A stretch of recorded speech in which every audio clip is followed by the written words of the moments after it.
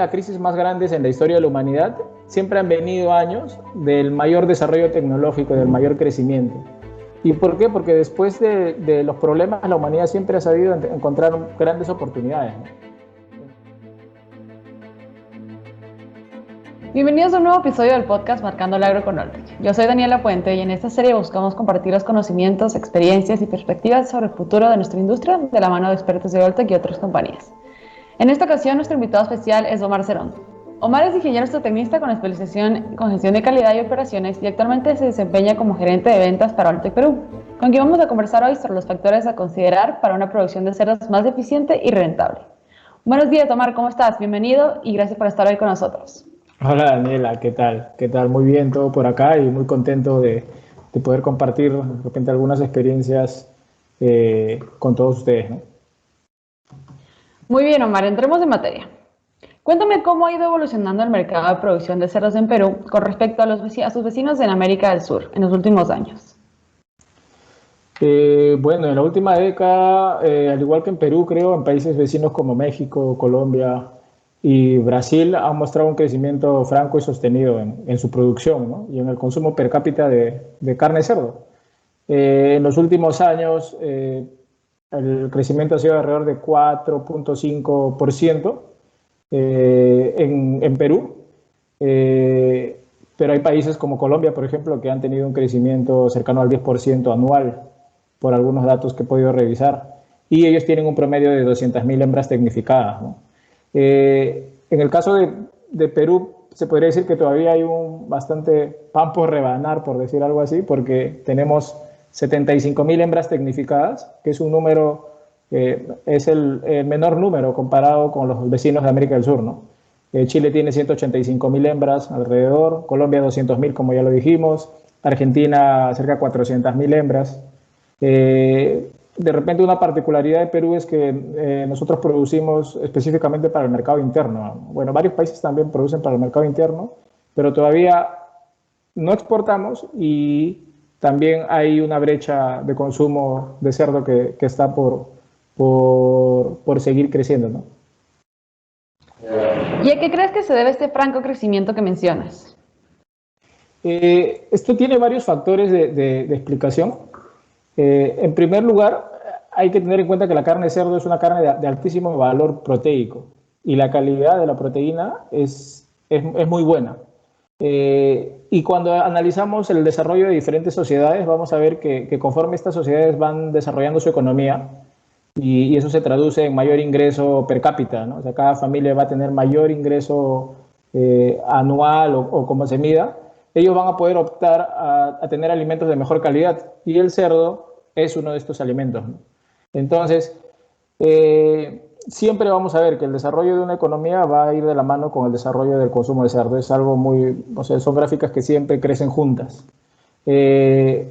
Otro factor es o un factor que también ahora vamos viendo en la actualidad, debido a también tanta restricción de repente de alimentos, es que la eficiencia en campo de un cerdo es muy buena, ¿no? O sea, estamos hablando de eficiencias de conversión de alrededor de 2, y eso es mucho mejor que distintas especies. Entonces, siempre nos va a ayudar a poder tener unos costos más asequibles, si bien es caro, algunos costos más asequibles con respecto a la carne, por ejemplo, de res, ¿no? Entonces, por ejemplo, en el Perú, nuevamente, en el 2010 estábamos consumiendo alrededor de 4.5 kilos de carne de cerdo y en el 2020 se estimó que estamos llegando alrededor de 8.5 kilos, ¿no? Entonces, el crecimiento sigue siendo franco y, como bien digo, o sea, se debe al desarrollo económico y también a la necesidad, ¿no?, de poder satisfacer esta demanda de carne de alto valor, ¿no? Claro, Omar, y desde tu punto de vista técnico, ¿qué prácticas o tecnologías ha adoptado el productor peruano que crees que están contribuyendo a una mayor eficiencia productiva, como lo mencionaste anteriormente?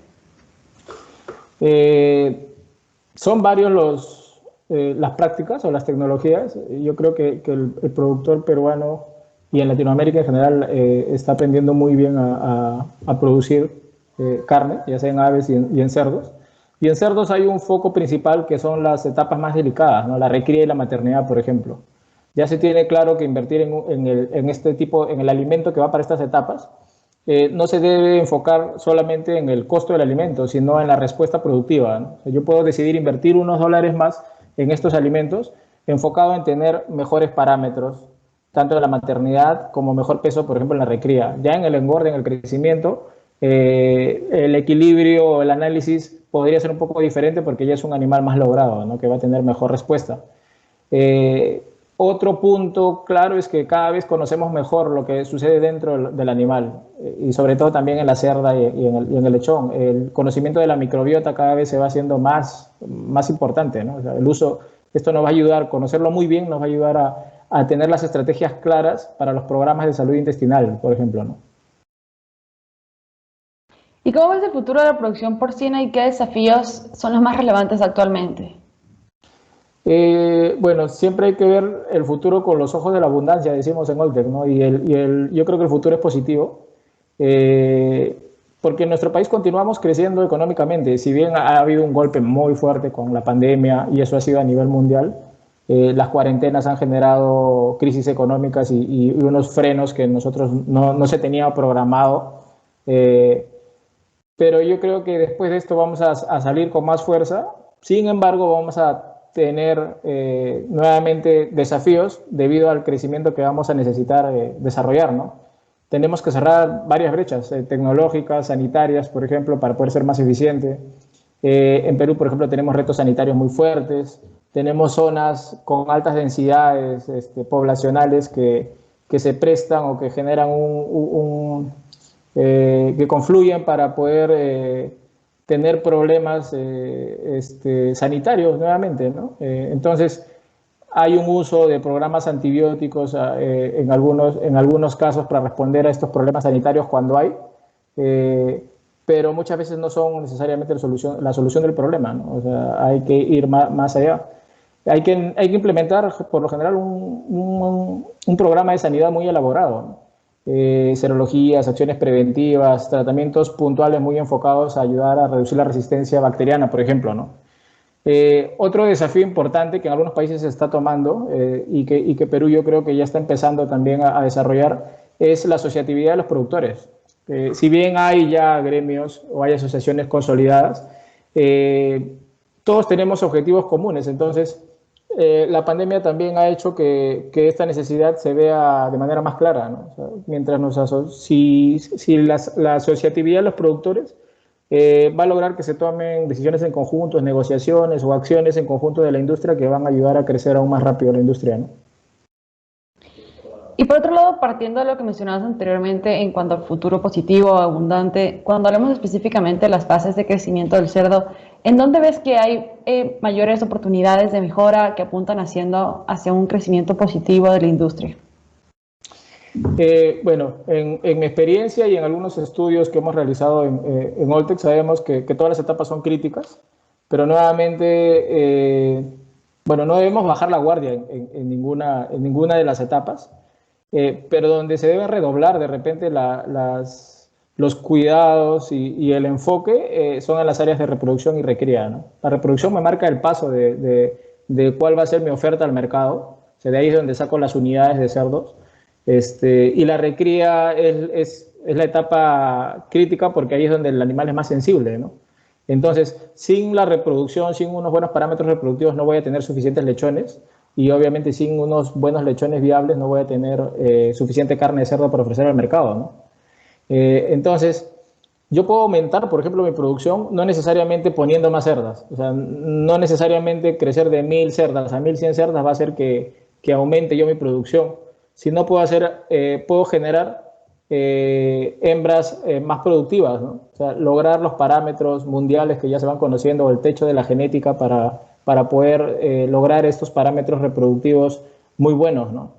Y también aumentar, por ejemplo, el peso del cerdo, ¿no? La velocidad del crecimiento para reducir la edad. Entonces, yo creo que tanto la recría como la maternidad, son los focos donde hay que estar muy centrados, ¿no?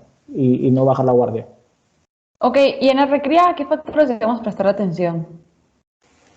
Bueno, en el caso de la recría, es supremamente importante que tengamos claro que la calidad del alimento va a determinar el potencial del futuro cerdo en crecimiento y engorde.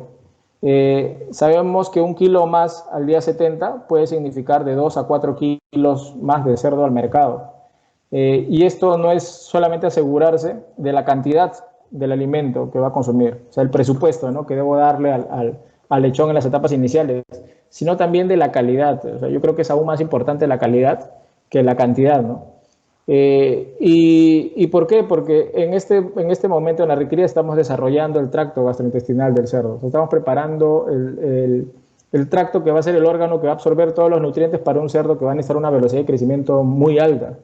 Entonces, en el desarrollo del alimento de los lechones no debe primar el enfoque de costo, y ahí sí con mucha más razón, ¿no?, sino considerar que la inversión en esta etapa nos va a asegurar este mejor desempeño en el crecimiento. Entonces, como una analogía, por ejemplo, el alimento de los lechones de tempranas edades debe hacerse con la misma tecnología y con las mismas consideraciones que la industria elabora los suplementos, por ejemplo, para los niños, ¿no?, para los bebés. Se utilizan muy probablemente, y muchas veces hemos visto sustitutos lácteos y productos de fuentes de proteína de altísima calidad, como se hace para un niño, ¿no?, para un niño en sus primeras edades. Claro que sí, y me encanta la analogía que haces en comparación con la alimentación, obviamente en un bebé humano, ¿no?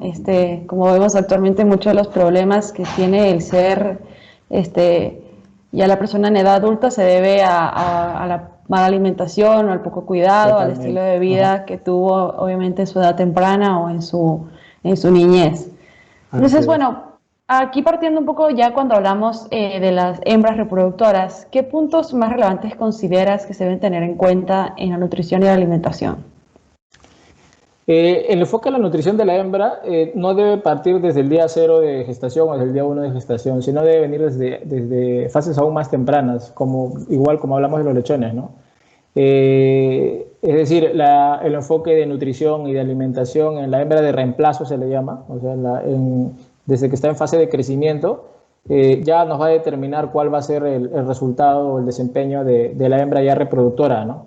Entonces, un manejo muy importante que se debe tener en cuenta es la condición corporal. Desde que se ingresa al servicio, se debe monitorear el peso y la condición adecuada y posteriormente durante también la gestación y el parto, ¿no?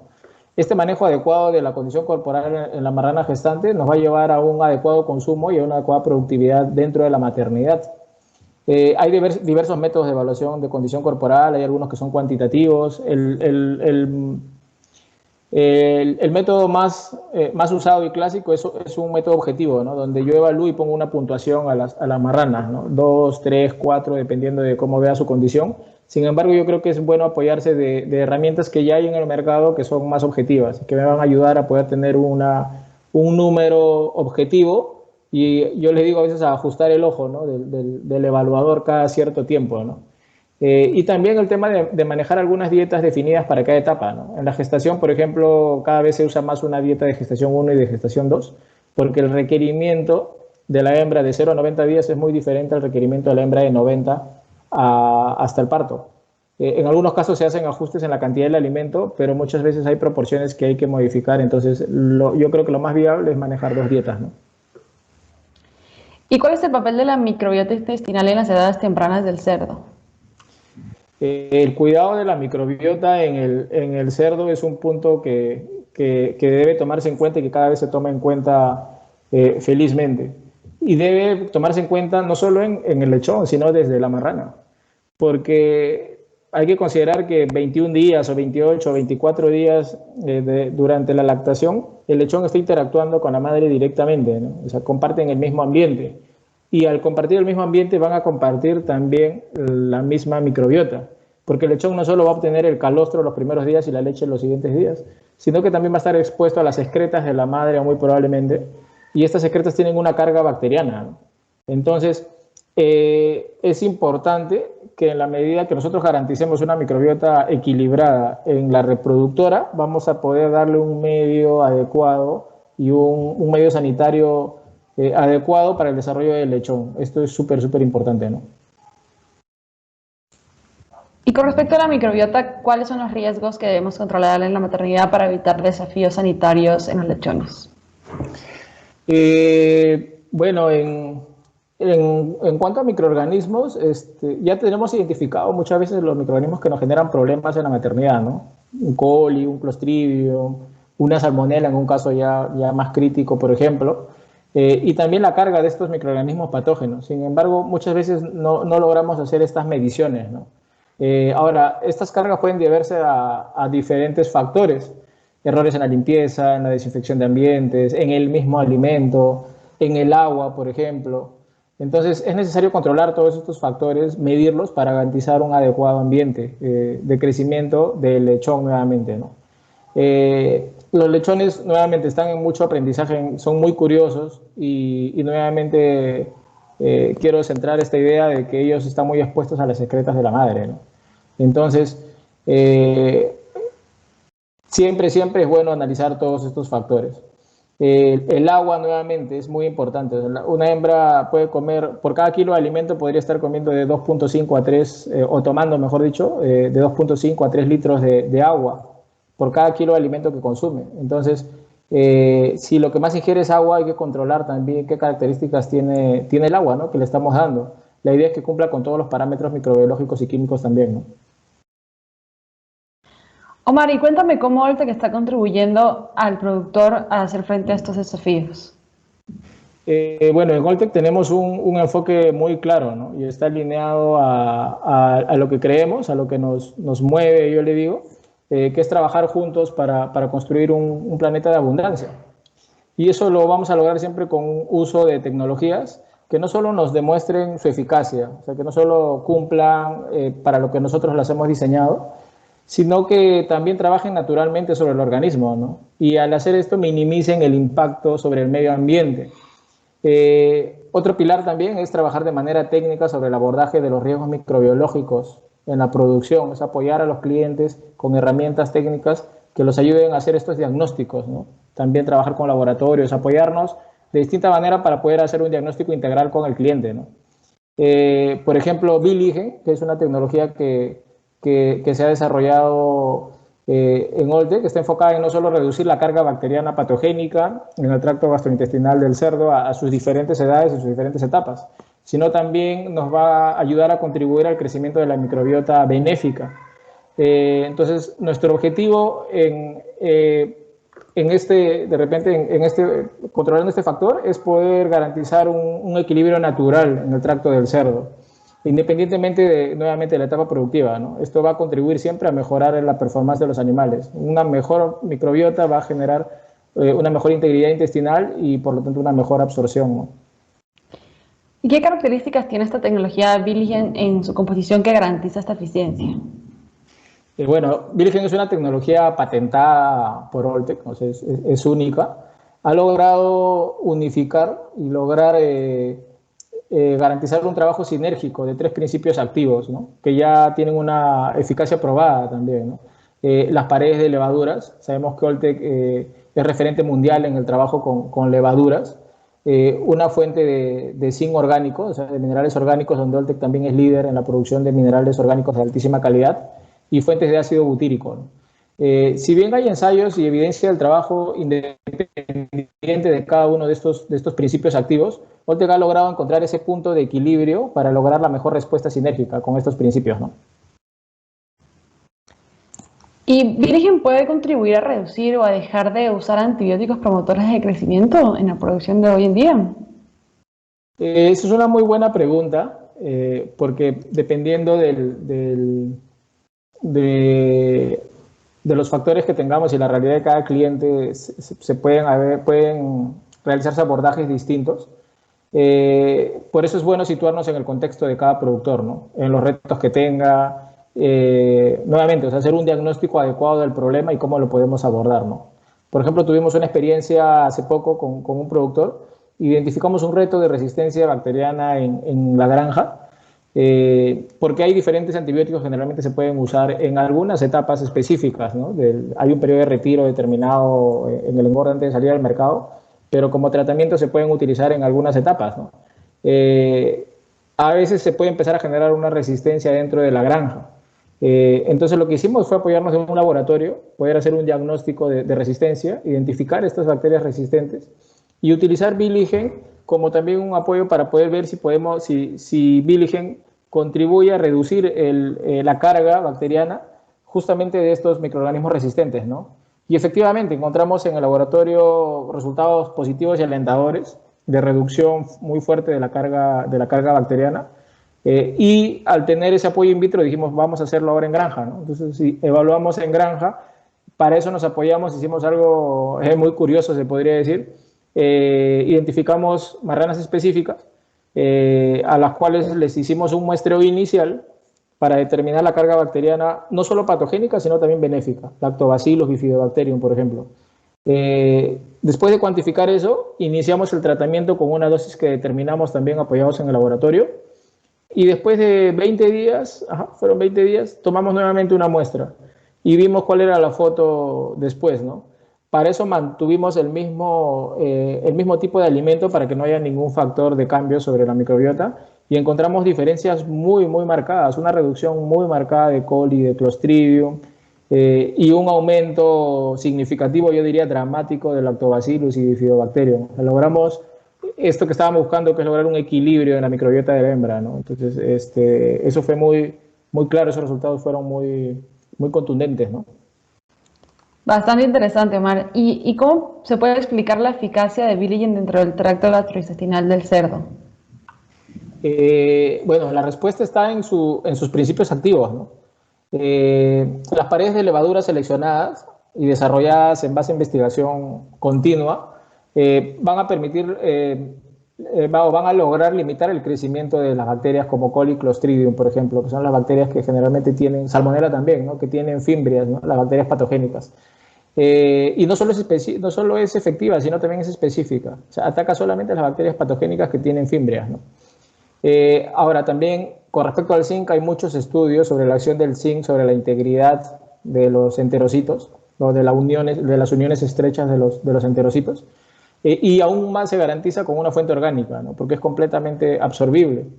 Y el efecto bacteriostático del ácido butírico también suma para el control de bacterias patogénicas, ¿no? Entonces, a diferencia de un programa, por ejemplo, antibiótico, Billigen no solo va a ser específico sobre las bacterias patogénicas, sino que va a promover el crecimiento de la microbiota benéfica como Lactobacillus y Bifidobacterium, porque a estas especies no las va a tocar, se podría decir, ¿no? Entonces, por un tema de exclusión competitiva, va a haber un aumento de Lactobacillus y Bifidobacterium, que es lo que vimos, por ejemplo, en las evaluaciones que realizamos, ¿no? Entonces, estas tecnologías están enfocadas 100% en garantizar una adecuada integridad intestinal a lo largo de la vida del cerdo, ¿no?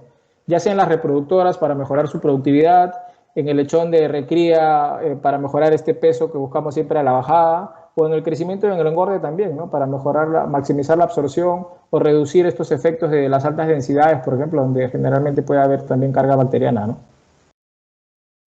Claro, Omar, me ha parecido realmente bastante interesante lo que me has contado hasta este punto sobre la tecnología de Billigen. Desde el punto de vista técnico, campo y de investigación, ¿no? Me gustaría que me ayudes resumiendo los beneficios de esta tecnología, cómo está disponible para nuestros productores. Bueno, lo podría resumir en 3 puntos muy claros. Primero es que estimula la concentración de ácidos grasos volátiles en el intestino y los ácidos grasos volátiles inhiben el crecimiento de especies patogénicas, ¿no? En el ciego, por ejemplo, también, ¿no? Salmonella, coli, Clostridium. Apoya también el crecimiento del tejido gastrointestinal. Entonces, si tengo mayor tejido gastrointestinal, voy a tener mayor absorción. Y esto también se va a ver en la altura de las microbiosidades, ¿no? No lo hemos hecho en esta evaluación que hicimos, por ejemplo, y en otras que hemos seguido, siempre ha sido el enfoque microbiológico, en medir el tema microbiológico, pero por ejemplo en aves hemos hecho mediciones de altura de las vellosidades y hemos encontrado diferencias, ¿no? en la mejora de las características de las microvellosidades, ¿no? Entonces, nuevamente, un intestino más desarrollado, mejor absorción de nutrientes. Omar, ha sido realmente un gusto conversar contigo el día de hoy. Finalmente me gustaría que me cuentes cuál sería el mensaje final que te gustaría dejar a la audiencia, a los productores. Muy bueno. Primero estamos claros en que estamos en un momento en la historia donde necesitamos tomar decisiones muy importantes, ¿no? Ahora, pero otra cosa que hay que considerar es que Por ejemplo, en el One del 2020, en el evento que realizamos en Alltech anualmente, el economista David McWilliams dijo algo que a mí siempre me quedó muy grabado, ¿no? Que es que después de las crisis más grandes en la historia de la humanidad, siempre han venido años del mayor desarrollo tecnológico, del mayor crecimiento. ¿Y por qué? Porque después de los problemas, la humanidad siempre ha sabido encontrar grandes oportunidades, ¿no? Entonces, mi mensaje final es, hay que ver el futuro con ojos de optimismo. Estamos en un sector noble de producción de proteína, alimentamos al mundo y los productores son los protagonistas de alimentar al mundo, y que cuenten con nosotros para apoyarlos en esa noble tarea, ¿no? De construir juntos un planeta de abundancia nuevamente, ¿no? Omar Cerón, gerente de ventas para Alltech Perú. Muchas gracias por estar hoy con nosotros. Muchas gracias a ti, Daniela, y a todos a los que llegue este mensaje. Para más información, visita nuestra página web alltech.com/la. Gracias. Muchas gracias. Cuídense mucho.